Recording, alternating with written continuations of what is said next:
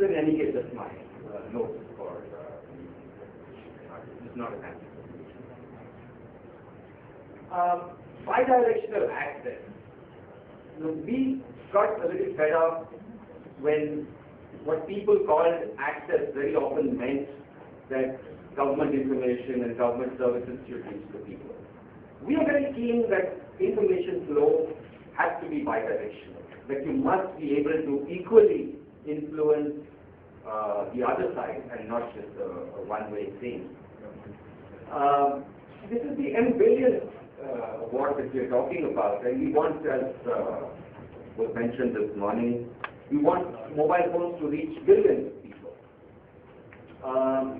Let's say for 99% we have the technology, but there will always be, and even 1% of a billion is 10 million. For a lot of people, the standard mobile phone just doesn't work. And they need special software, some special hardware, whatever, in order to be able to communicate. I am referring to people with severe disabilities, mental challenges, multiple disabilities. And these are not, this is not a small number, and these numbers are growing very, very rapidly. There are a lot of other aspects to it. We want that telephone companies, telecom companies should see this as an area to get involved with and to see that something is possible here. There is also a serious problem which all of us face, and that is that we don't find enough trained people who can write quality software. And also, the government is obliged under the UN Convention on Rights of Persons with Disabilities that all of the services that they talk about should be able to reach every disabled person.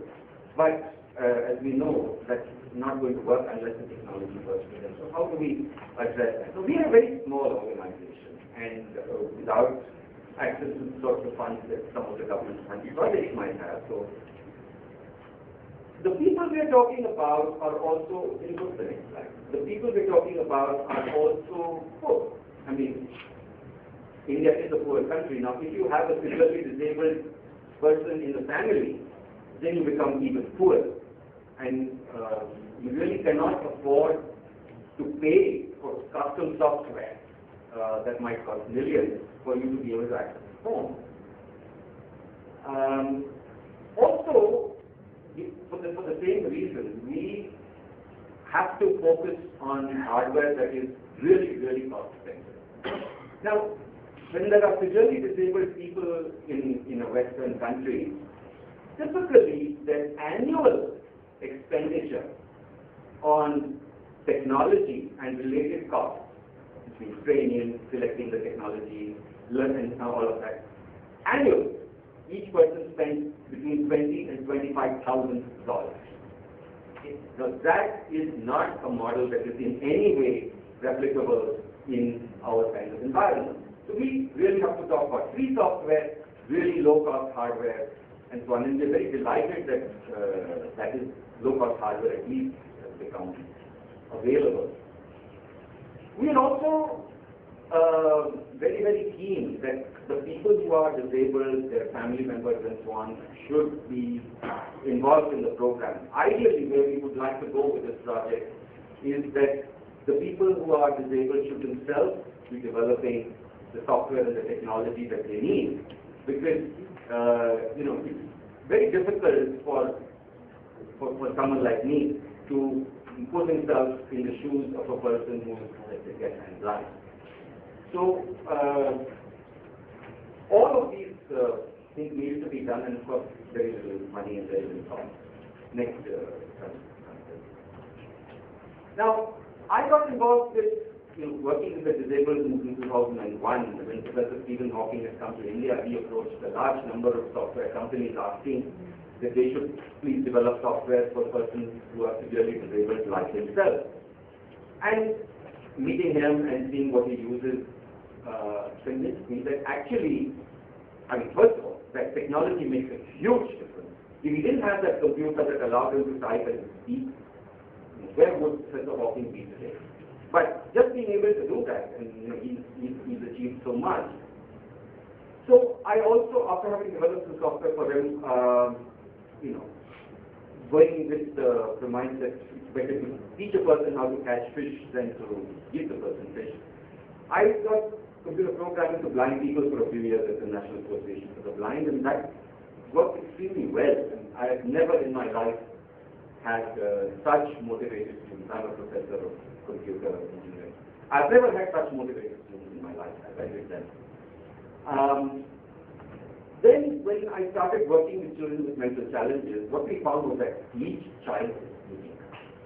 You know, for every person you would need, depending on that person's abilities and disabilities and what the person wants to do, what language the person knows, you need to make special software for each person. Now, how do you do that, and how do you make that software free? The only option that seemed available to us was to engage students. When people are learning programming with computer engineering and so on, they look very, very hard and a lot of difficulty for summer training projects. Now, in summer, they only have about 2.5 months. And so during that time, how are they supposed to learn a platform and develop software and be able to get something useful out at the end of it? So what we did was to set up for SKID, which is short for Special Kids, a platform based on Ruby on Rails, which makes it really, really easy to add small things to it. So that when a custom requirement comes for a single child, and we work with special schools, and like currently the kids that we're working with, one child has a problem with simply learning how to count. So we make a module in SKID that makes it easy for you to learn how to count. And in 2011, we began work on Android smartphones because they were easily available, not very expensive, and also software development for them was relatively easy. And I'll talk a little bit more about that. Now, the next slide, please. Our stakeholders are of course, telecom companies, because we feel that this will create a lot of market for equipment. And also, say if you're a deaf-blind person, and the only way for you to communicate is through a smart device, then you're a major and a heavy user of telecom services. So it's good for them. Engineering students, as I said, their education is very theoretical, and so they need practical training. And here is a way of getting cutting-edge skills, and also learning a little bit of about society and getting a little sensitized to the problems of the marginalized users and their caregivers. And that is, when you're very severely disabled or mental challenges, even there isn't much government help that you can look forward to. Unfortunately, autism, for example, is not even recognized as a disability under the Persons with Disabilities Act. And so there is a lot of fighting that is needed to be done even at that level. Special schools, again, because they don't get much support, they have a lot of struggling to do the work that they do. There'll be one teacher for 2 students. I mean, it's mentally challenged kids. So that's very, very expensive to teach. Next slide. So, as I mentioned, there are 2 major, no, I think you've gone one slide. Yes, no, or maybe I've gone one slide. You're right.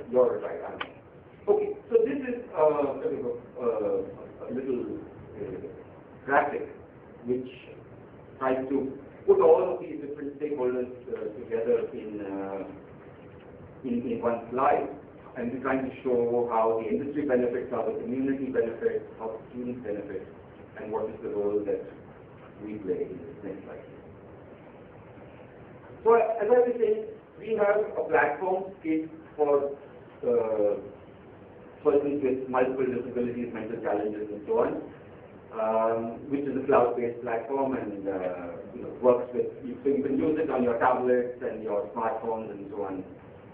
And now we have also been working on our Vibration series of mobile apps. Now, the SKID software, because it is cloud-based, it can use input devices of all kinds, smart devices, laptops, regular computers, and so on. It has been designed to be very, very easily enhanced. So therefore, it can be personalized for every individual child. It's easy to write.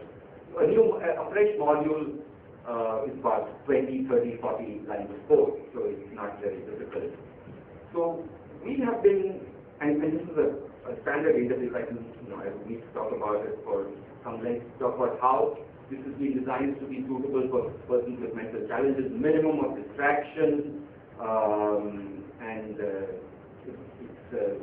what your choices are in any situation is quite clear, and once you can come to our stall, I'd be happy to show you some more. Now, the proof of the pudding, they say, is in the eating, and for us, the success of our training program is demonstrated by the fact, I do need to go to the next slide, that one of our trainees last summer, Anmol Anand, is sitting here.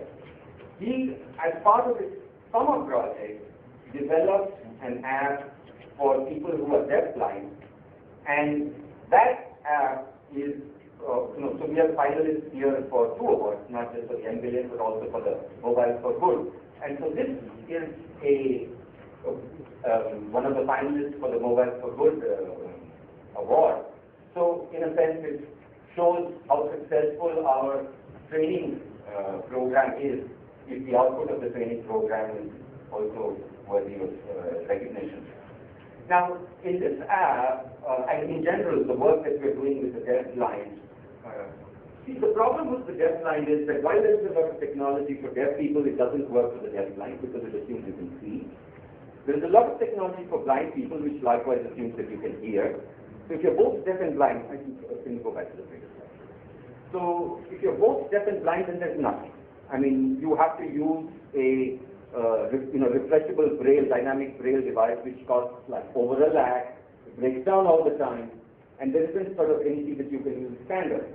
So the only thing that works, let's say, is a smartphone which vibrates, and that's easy to find. So using vibration and using Morse code, it's rather slow, but at least with a cheap device, a person who is deafblind can receive information and then also pass some information back.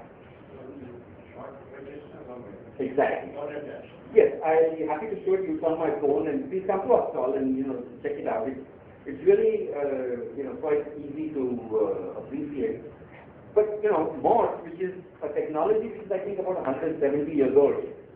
The earliest technology in electronic communication is something that we have brought back for addressing the needs of people who otherwise wouldn't have access to a lot of things.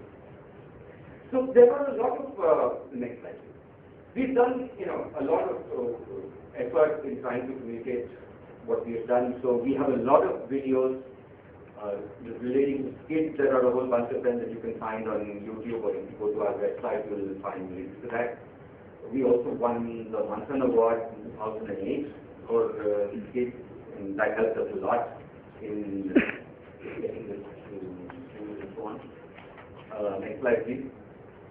Similarly, we've also tried to put up a lot of videos relating to our deafblind apps, which you can also find on YouTube, or you can go to our website. And one of our videos, we are very proud to say, also won an award at a film festival. So,